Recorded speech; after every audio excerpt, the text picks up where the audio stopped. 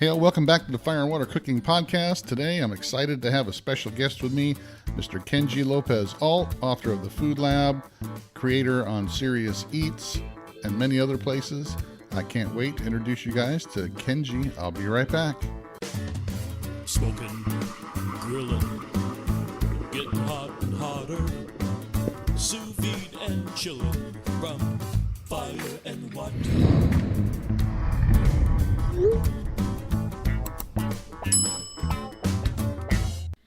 Hey, I want to welcome back Inkbird Products as a sponsor of the Fire and Water Cooking Podcast.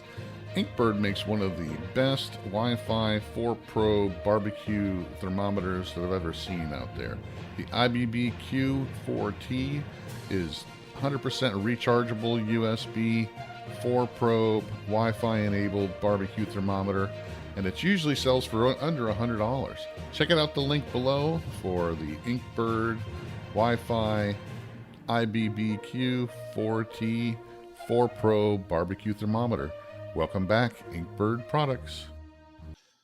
Welcome back to the Fire and Water Cooking Podcast. I'm Darren, I'm your host, and today I've got a really special guest. I've got Kenji Lopez-Alt, or J. Kenji Lopez-Alt, as his full name is. And I'm sure if you don't know who he is, I don't know where you've been, under a rock, but he is the author of The Food Lab. He is from Serious Eats, has his own restaurant called Lopez-Alt out in San Francisco now. Welcome, Kenji. Just give me a little bit of history of who you are real quick, and then we'll have a great conversation, I'm sure.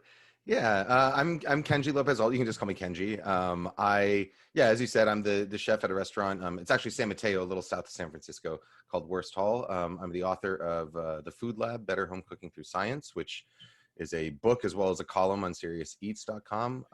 What else do I do? I'm a New York Times food columnist, and I'm now officially a children's book author because my children's book, Every Night is Pizza Night, is out September 1st of this year, 2020. I saw that, and you do have a toddler, so I'm sure that was a lot of your inspiration to see if you could put something out there for is it your daughter, correct? It's a daughter, for her. Written basically just for her. So yeah, but now everybody else can kind of enjoy it as well because I hope so. Yeah, great. So, looking at your history, you really didn't study cooking in your early years. You went to college for architecture. So, what got you involved in cooking? It was a summer job, actually. I was a biology major when I started college, and I'd spent a couple summers and winter break periods working in biology labs. I pretty quickly realized after working a few months in labs that lab work, which is what you basically do studying biology after school for a number of years, the lab work wasn't really up my alley. It was a little bit too slow paced for me. And so I kind of decided then that I was not going to continue pursuing my biology degree. I was going to switch majors. And so for the summer after my sophomore year, I didn't really know what to do. So I went around town looking for a job as a server, a waiter. And I walked into a restaurant that needed a cook. It was actually called Fire and Ice, not Fire and Water, but Fire and Ice. It was like a Mongolian grill style place in Harvard Square. And I got a job as a prep cook there. And then eventually, after a couple of weeks, I got promoted to Knight of the Round Grill. So I was one of those guys in the center with the big cast iron grill that would take your food and grill it for you, and throw asparagus tips in the air with my spatulas and stuff like that. So it was just a summer job. And I loved it. I loved everything about working in a kitchen. Everything from, the day-to-day, the mundane tasks, like peeling onions and chopping potatoes and all that stuff. And to the, sort of to the adrenaline and the teamwork and the interfacing with customers and the hospitality elements of it. So basically after that summer, I switched to an architecture degree, which I graduated with. But basically after that summer, I continued working in restaurants, either part or full-time through college, and then went straight into them after college full-time. Worked for a number of years in restaurants before switching over to the recipe writing and publishing side of it. Now, did you ever attend any culinary classes or schools or anything like that? Is it strictly just a hands-on experience? Yeah, yep, all on the job. So I worked in a huge variety of restaurants, ranging from Mongolian grill to a pizza place to I was an oyster shucker at an oyster bar. I worked at a charcuterie bar, Spanish restaurants, some high, more sort of high end French and Italian places. I tried to work as many different places as I could to get as much, get as much knowledge as I could. And I read a ton. I was a chef at a fraternity house. It was a co-ed fraternity house that was around 80% international students. And so I got a lot of opportunities to talk with students about foods from their homes. What I did there was I tried for the entire 2 years that I was working as a fraternity chef to never repeat the same meal. And every Sunday I would work with one of the students there to try and cook dishes from their home country for the rest of the house. So I got a lot of experience learning sort of firsthand what, food from various cultures around the world, which I found invaluable, because at the time, obviously I was just finished school and I was working as a line cook and I barely had any money. So traveling wasn't really, right. In the equation for me. So I felt that very lucky to have access to interactions with so many people from around the world to really sort of expand my my repertoire of techniques and flavors and understanding of food. Yeah, well, when I was young, when I first started in restaurants too, I mean, I think I was 16. I started washing dishes, and not too long after that, I was able to move to a line cook, and I worked at different restaurants.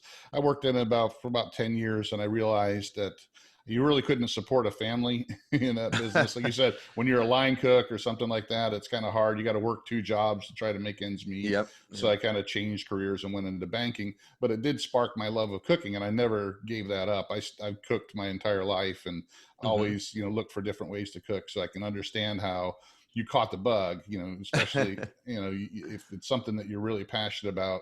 And that's what it sounds like to me, is that you thought you were going to do something else, but you got passionate about something and you made it into a career, even though that wasn't the path you were aiming for. Yeah. hit that fork in the road and went down a different one, which is great.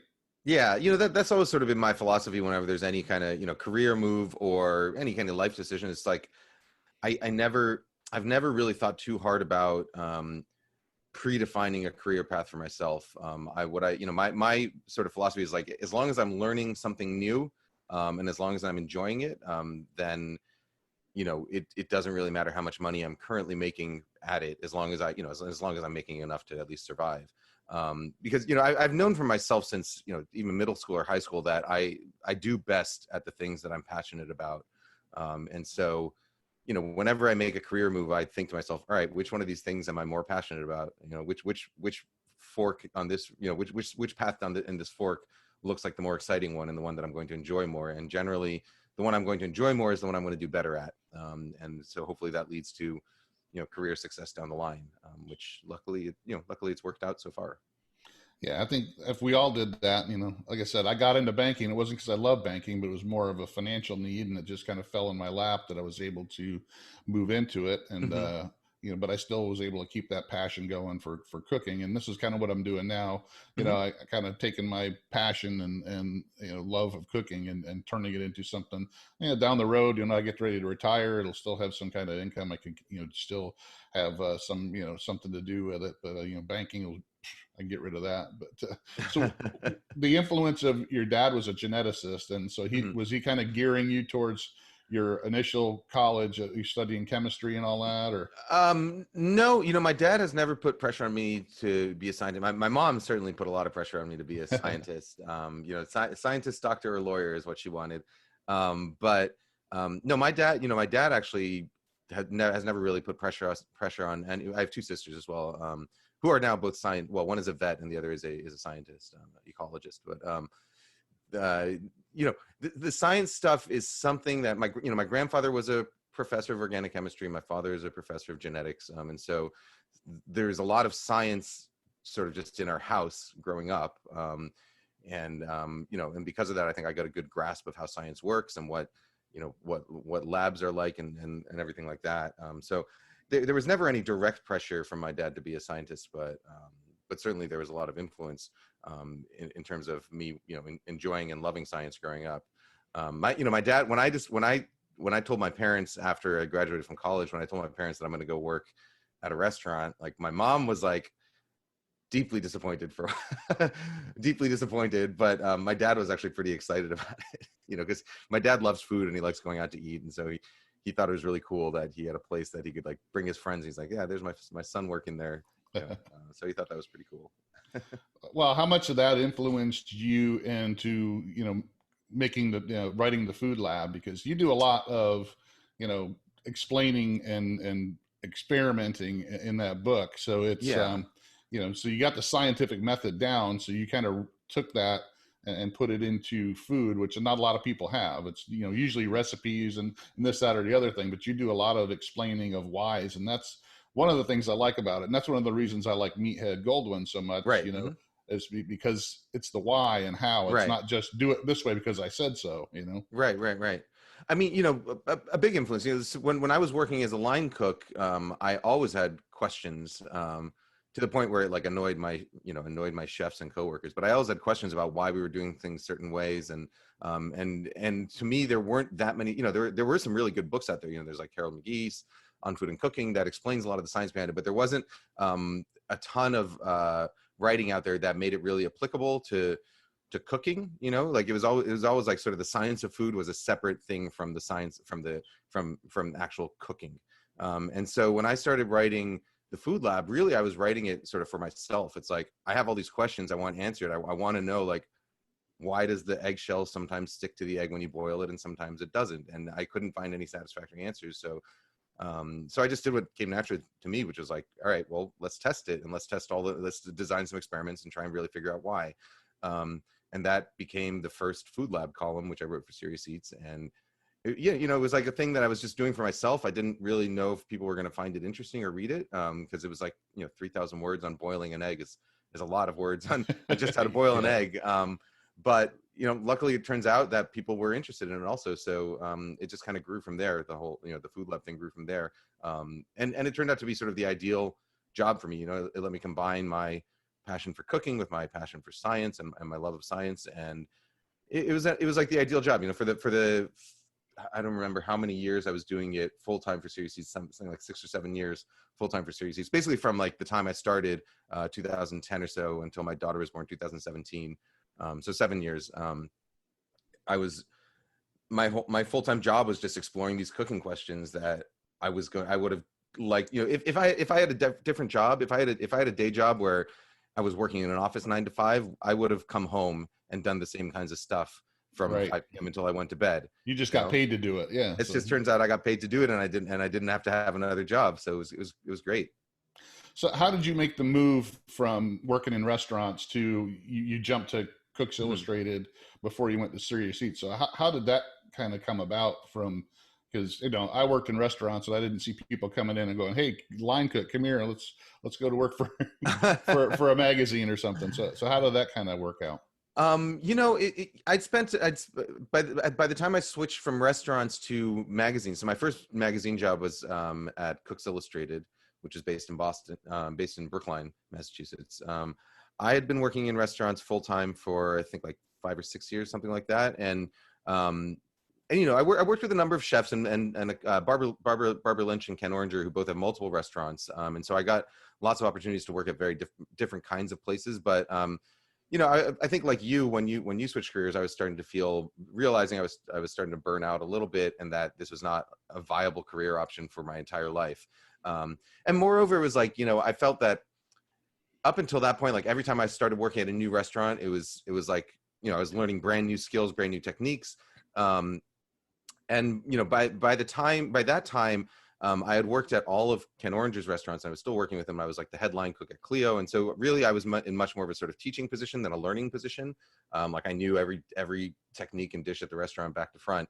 And so I felt like I wasn't really learning too much. And so I knew at some point soon I was going to have to either make the transition to a completely different type of restaurant so I can start learning again, or switch to something different. And it seemed like, my friend then basically just showed me a job listing for Cooks Illustrated, which I had never heard of at the time. I hadn't heard of the magazine, but the job listing said, looking for recipe testers. And I looked at the magazine. I was like, oh, they do a little bit of science and they do some food. Maybe it's worth looking into. seeing what the other side of this profession is like, you know, the writing and recipe development side of it.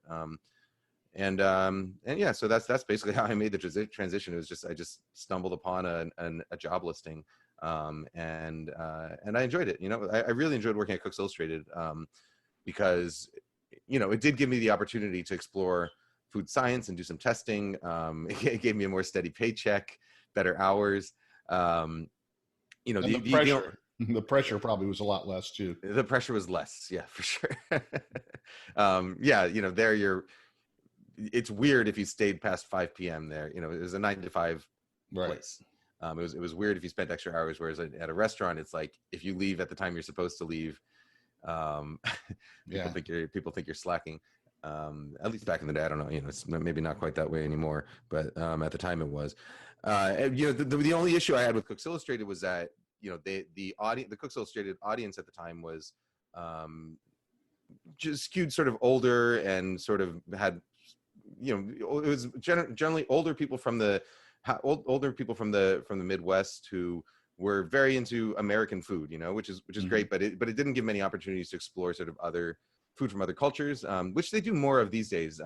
You know, as I think everybody in the U.S., their palates are expanding more and more with the, you know, with the internet and the availability of ingredients and and knowledge of techniques and stuff. But you know, so for me, the types of food we were cooking, it was a whole lot of roast chicken and mashed potatoes, you know.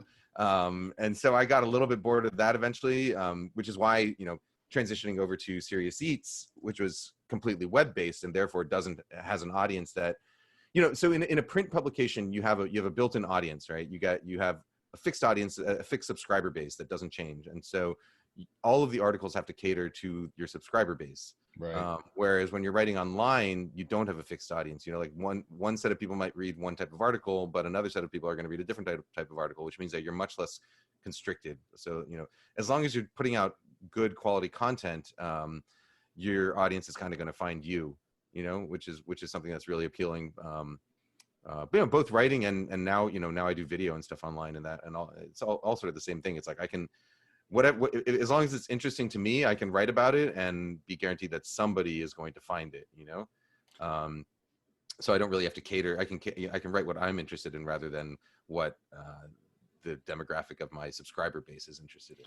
Well, and the benefit of that is that you get to pour your passion into it, and people, especially, you know, with the videos now, and we'll talk about your YouTube channel in a minute, but when you know, they can see your passion, they can feel your passion. If it's something that you really, they can tell you're really getting into it. It's not like you said, a roasted chicken. You know, how many times can you write an article about a roasted chicken, right? Or well, you know, pot roast or meatloaf? You know, it's like, yeah, according to Cooks Illustrated, 5 to 6 times a year, probably.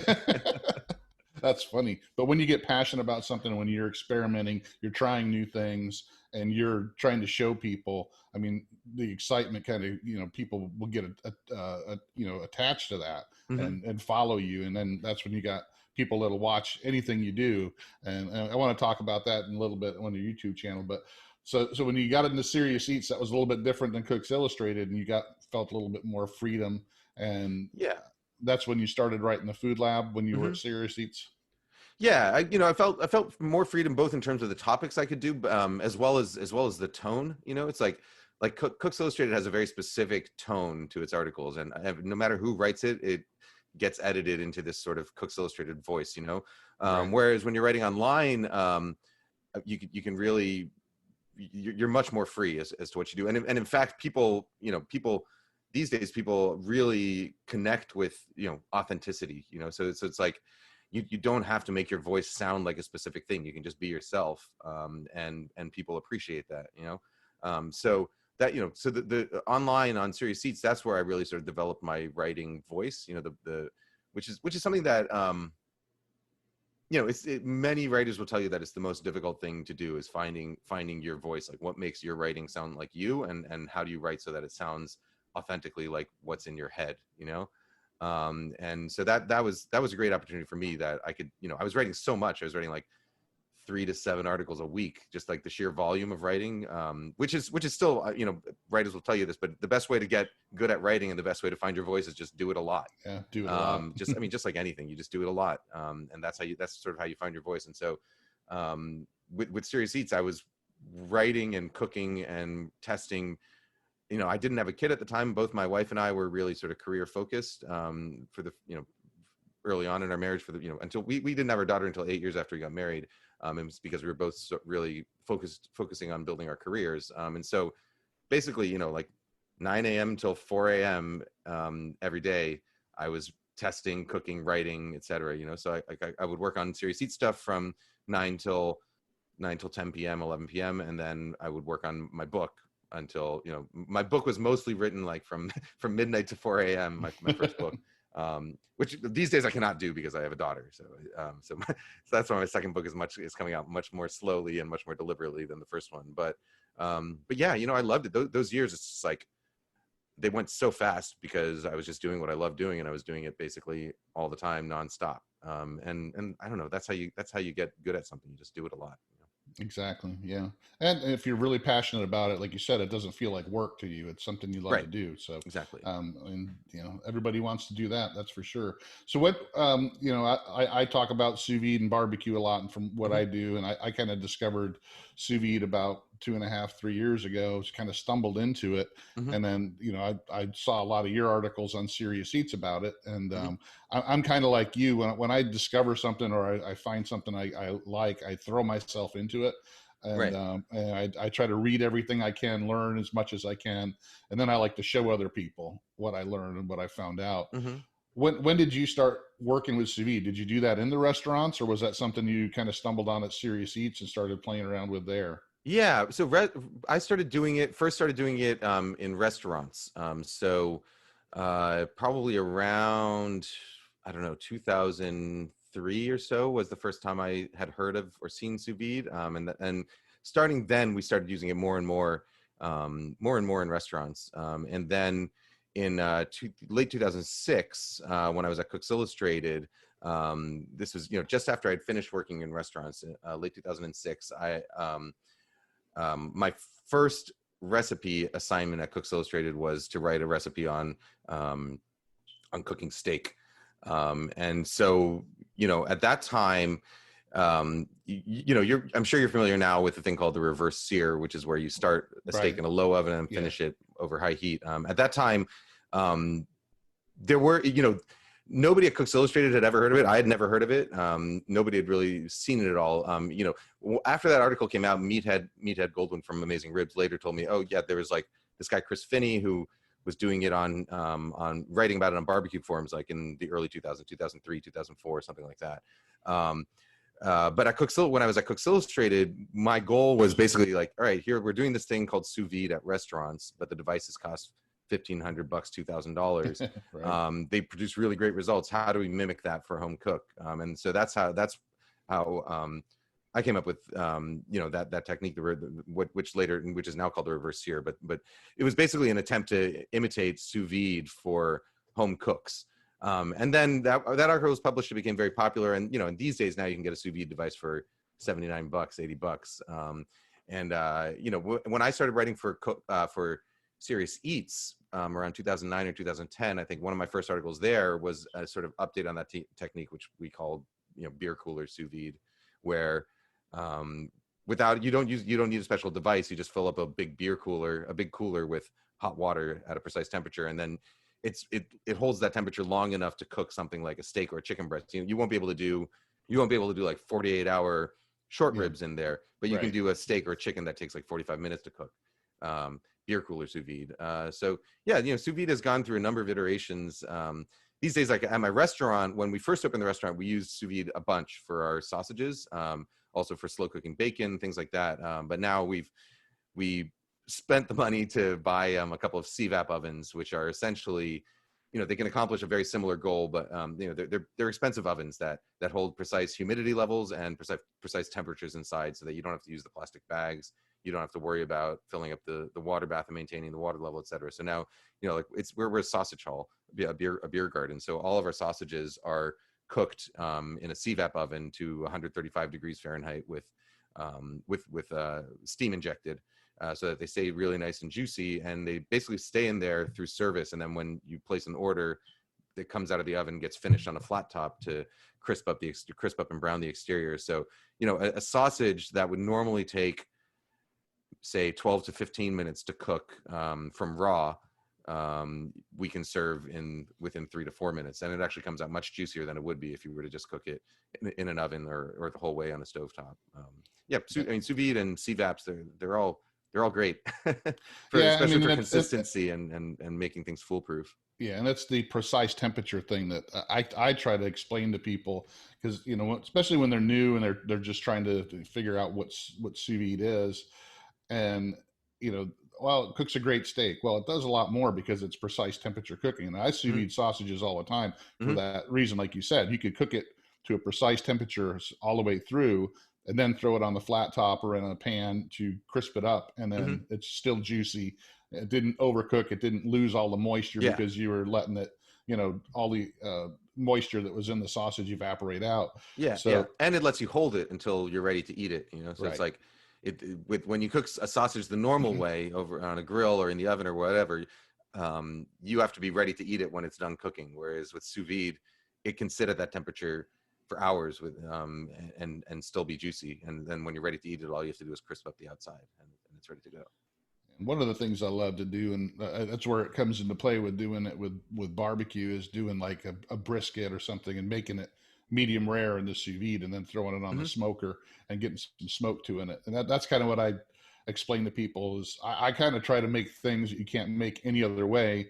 With either the two different the methods, like with smoking or sous vide, if you combine the two, you can make something you can't make with either one of those. Like you can take a tough cut of meat, like a pork shoulder or a brisket, and cook it over the course of a few days, and so that it'll stay medium rare and nice and pink and juicy, but all the connective tissue will also break down. So it's something that you like literally can't do without a precise without a precise cooking temperature. And the method has grown so fast because of, like you said, when you first started, doing it in the restaurants, the devices cost $1,500 or more.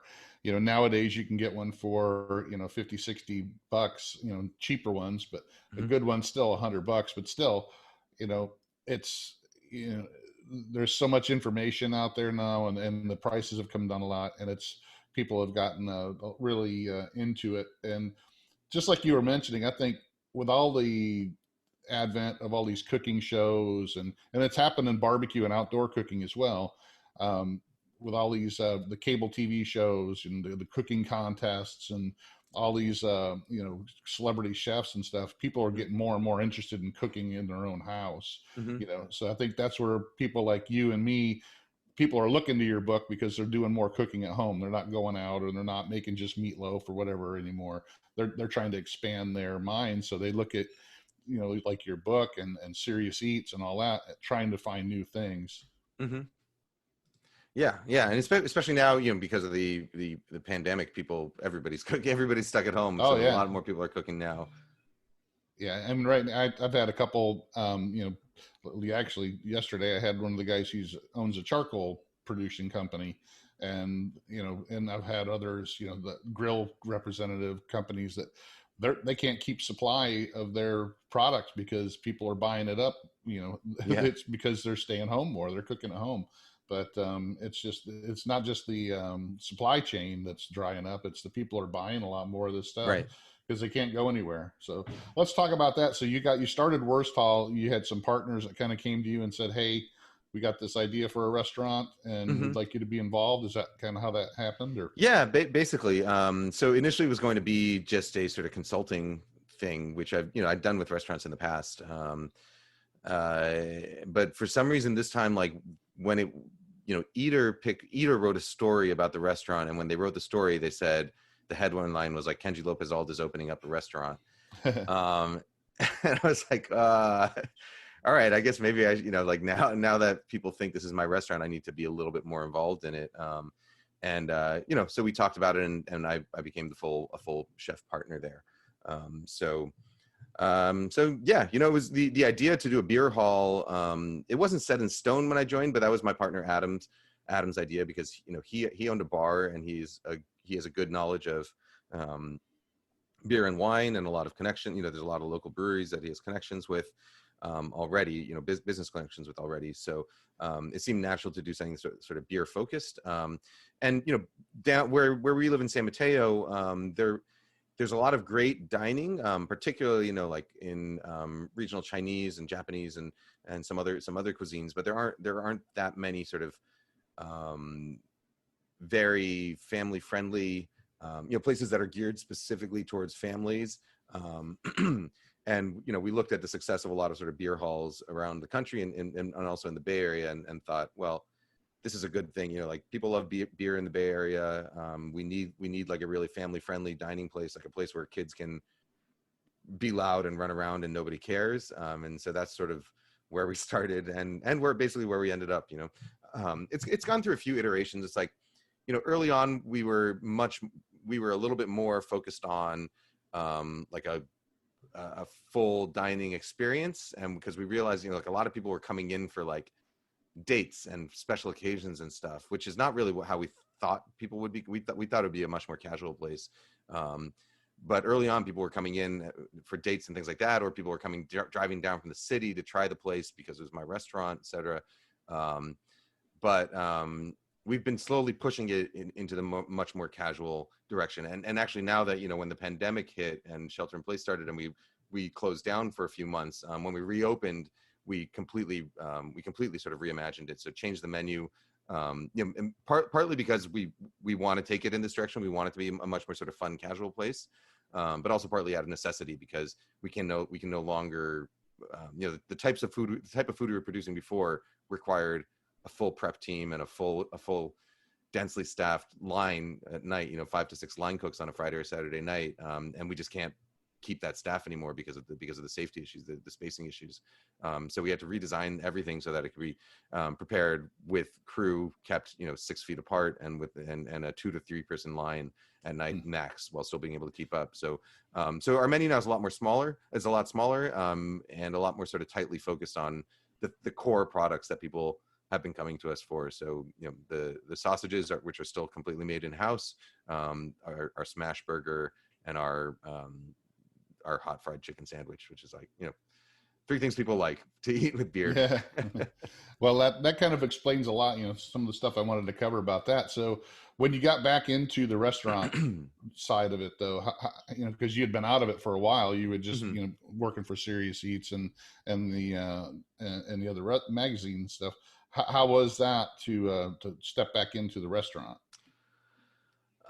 You know, it was exciting in many ways because it was the first restaurant where it was like, you know, my restaurant, and I wasn't just like a cook there, or I wasn't just the consultant there. It was like my restaurant, so that was pretty exciting and enjoyable. But you know, the downside of it, of course, is the hours in restaurants are terrible and very demanding and unpredictable because things are always going wrong, and you always have to be ready to fix any problem that comes up. And so, you know, it took a lot of time away from my family. My daughter was pretty young at the time, and it ended up taking away a lot more time from my family than I ever intended it to. And so, you know, after a while, I started, you know, having to very consciously make the decision. All right, like I need to be able to be a little bit more hands off with the restaurant. I need to trust my cooks more. I need to trust my partners more. To make some decisions and trust that even without me there all the time, it's going to be okay. And of course, it turns out it is. You know, it's like people step up. It's just hard to do. Yeah, it's hard to do though when your name's on it. Yeah. But you know, you hire good people. You make sure that everyone's in alignment as far as vision for the place goes, and everyone has an eye for quality. And then you know, people step up and problems. They don't take care of themselves, but people step up to take care of the problems, even when you're not there all the time. It's a hard thing to do, to learn to be hands off when something's your project. Yeah. Well, I'm going to share a screen here, and it's going to be your website. So I want people to kind of see this is your main website, so they can pretty much find anything you're doing. From this website right here, KenjiLopezAlt.com. So you got your books, the newsletter. You have a newsletter, so I guess it tells people exactly what you're going to be doing next, and your books, and like you were saying, you got Every Night is Pizza Night, and that's available on Amazon, pretty much anywhere you get books. Correct? There's links to where you can buy my books. They are available on Amazon. I actually am pushing people to buy it from bookshop.org. So bookshop.org/shop/Kenji Lopez-Alt. if you buy it from there, 10% of the sale goes to independent bookshops around the country, and then another 10% of the sales goes towards COVID disaster relief meals. So it goes towards feeding people who have been put in trouble by the pandemic. Well, that's good. You got some examples of some of the pages of the food lab too. So that's and good. On my website you can see both pages from inside my kids book and from the food lab. It's good. Well, that's one thing I want to talk about too, because I have my own YouTube channel. I started it kind of after I kind of started what I'm doing on a Facebook group, and that's kind of how I started. So I want to put this Facebook group together talking about barbecue and sous vide and see how, and that grew pretty quick. Then I said, well, you know what, nobody's really doing that on YouTube, so let me kind of do that on YouTube, and that kind of grew, and so I kind of just kind of went from one thing to another. Then the podcast, I said, well, I might as well do a podcast. So you've had this YouTube channel for a while, and you really didn't do a whole lot. You would post up some stuff every once in a while here and there, back when you were with Serious Eats and all that. But lately, with this pandemic, it looks like you're getting a lot more active on your videos on YouTube, and they're really popular. So yeah.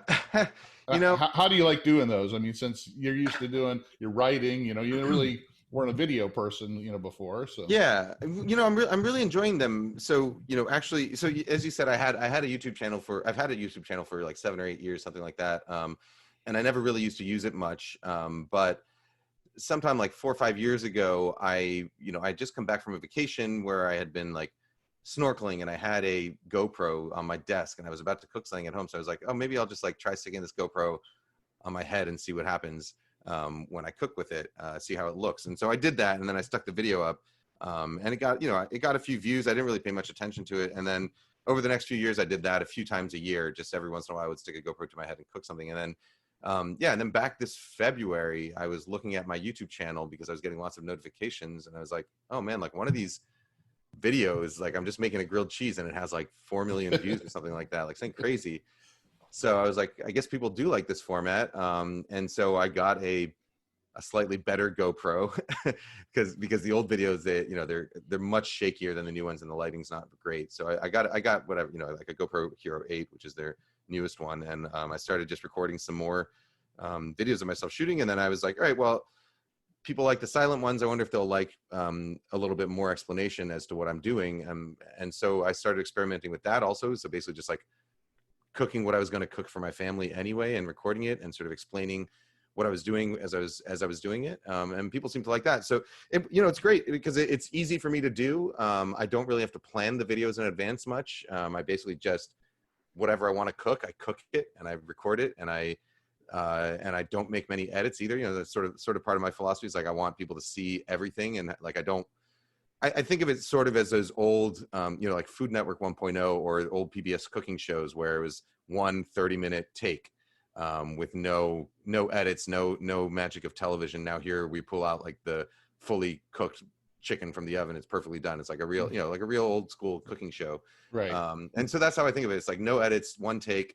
If I make a mistake, I just roll with it. I explain what the mistake was, how I'm going to fix it. And I think people really appreciate that, like seeing, all right, like here's a professional who's really cooking at home. And I think people make us, at least the people who like following it, make a sort of strong connection with that, to see that, even professionals make mistakes from time to time, and it's really okay to make mistakes at home as long as you know how to deal with them as they arise.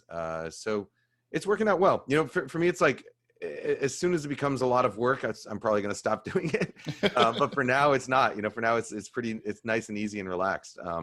Well, that's the thing with YouTube. It's not like, this is not your main income. It's not a job. You're just doing it when you get the urge, and you're putting them up. You're putting them up on a regular basis now. But and some of the things that are some of your more popular videos are stuff that, like, your early morning breakfast quesadilla. I mean, it's not very hard, but you got over a million views on that. Your late night, burgers and sandwiches. People, you're getting over 300,000 views on just something you whipped up, for a snack. I mean, so people like what you're doing. It's obvious, or they wouldn't be watching and coming back, Yeah.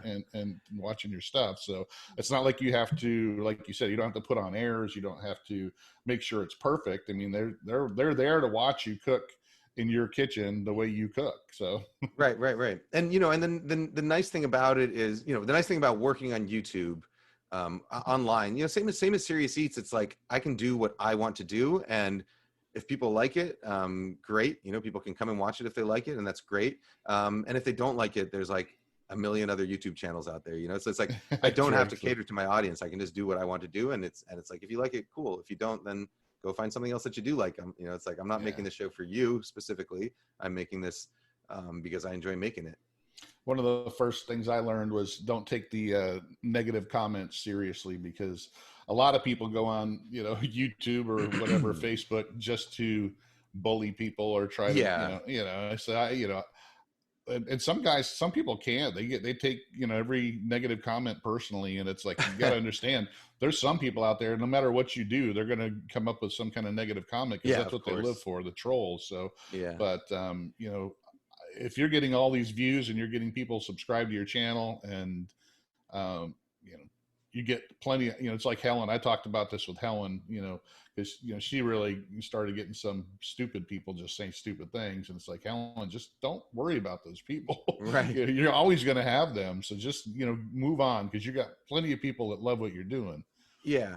And as someone who for years I was the managing editor at Serious Eats, and Serious Eats, one of our important goals was to have a community that was sort of supportive and not toxic, because there's so many toxic communities online, and that requires, to do that, it does require sort of a lot of work. You have to constantly monitor comments. You have to make sure people are being nice to each other, and that's something that I also want on my YouTube channel. Like, I want people to be able to go into the comments and ask questions or find answers to things without having to read through a whole bunch of toxic junk that's going to ruin their day. And so, so I have a pretty zero tolerance policy. Like, if you're a jerk in my comments, then like your comments are going to get deleted, and you're just going to be blocked from the channel, and that's it. It's like, I don't, I believe in the Second Amendment and free speech, as far as petitioning the government and the true meaning of the Second Amendment, but I don't believe in free speech on online platforms, because if you let the trolls take control, they will, and then your entire comment section becomes useless. Yeah, I had that when I first started my Facebook group. That's the first rule I put into place. If you are here just to be nasty to somebody else, or complain, or tell somebody their food looks like garbage, you can leave, or be moved, because and I don't take anybody nasty comments on YouTube or anything. I just get rid of it, and I'll block them, and I'll just move along, because what, this is my channel, this is my Facebook group, I make the rules, you don't. So, right. If you're here just to get everybody ticked off and think you're some kind of bully, and then forget about it, you're gone. So, but yeah, great. I mean, I've watched a lot of your videos, and I just like, because you do it a little different than a lot of them. Like, you got the GoPro, so your point of view right there. They're watching you, look down at your pan while you're cooking, which a lot of people don't do it that way. So it's but you're very informative, and you explain what you're doing the whole time, because I guess that comes from your writing, history, because you're always writing and explaining how to cook stuff. So it's natural for you to, just talk it through while you're doing the video. Part of it is the writing. It's also, a lot of it came from my first book tour.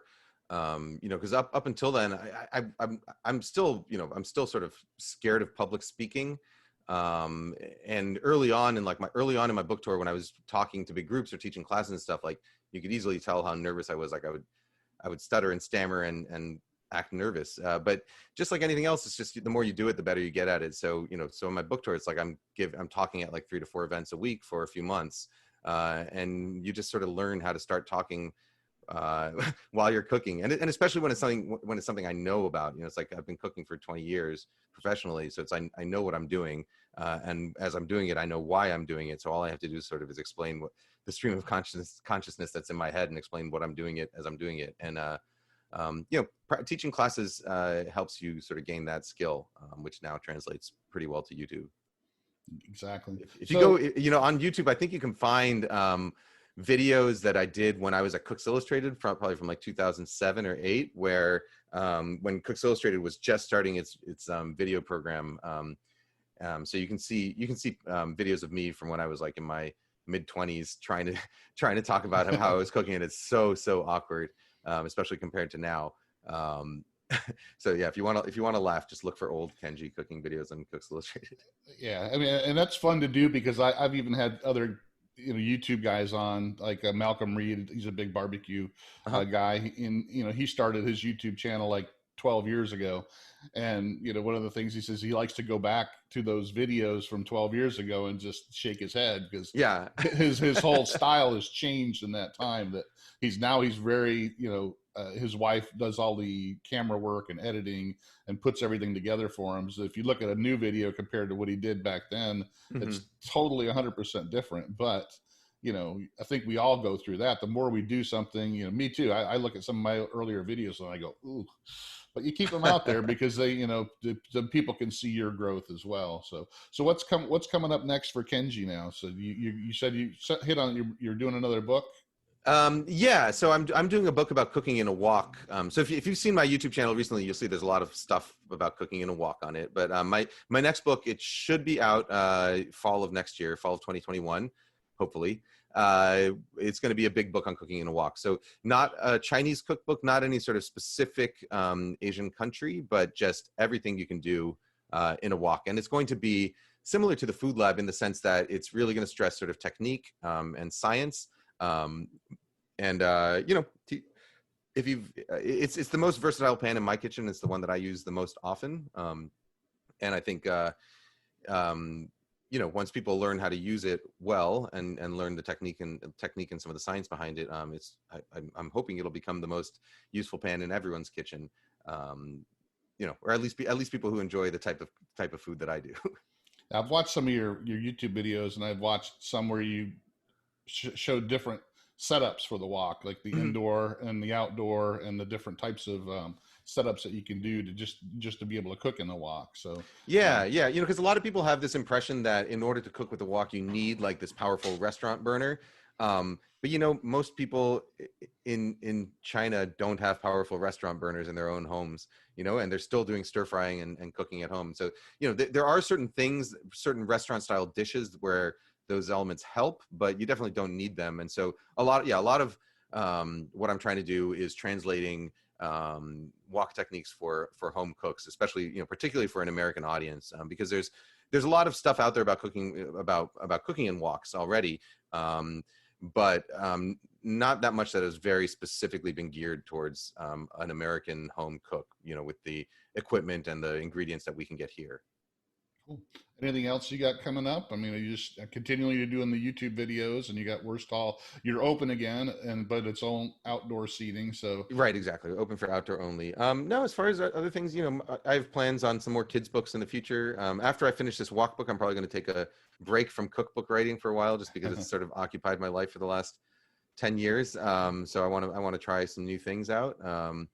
Yeah, probably in the future, I would say I'm going to be looking forward to writing some more kids book, doing some more video stuff, and maybe, I don't know, maybe trying something other than cooking for a little while too. Who knows?